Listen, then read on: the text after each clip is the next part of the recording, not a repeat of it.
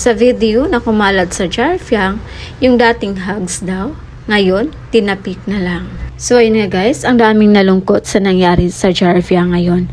Lalong-lalo na ang Jarfiang fans. Dahil tapik na lang daw ang kayang ibigay ni Fiang kay Jaren. Mabuti pa yung isang host dahil may hug galing kay Fiang.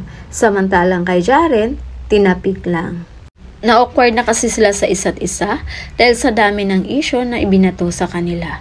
Kaya yung pagiging clingy ni Fiang para kay JM na lang. At ang nakakalungkot lang dahil pati friendship nila ni Jaren nawala na.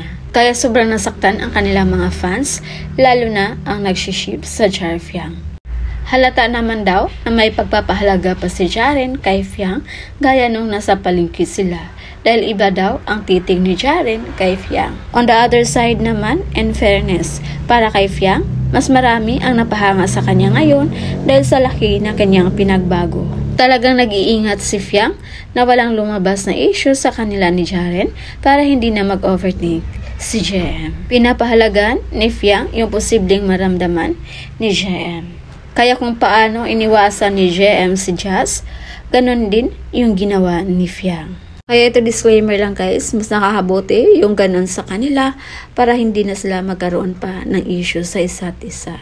Lalo pa ngayon na ang daming isyong ibinato nila kay Jaren na Kisho user daw ito dahil ginamit sina Kulit at Kai para daw ma-sold out ang kanyang ticket.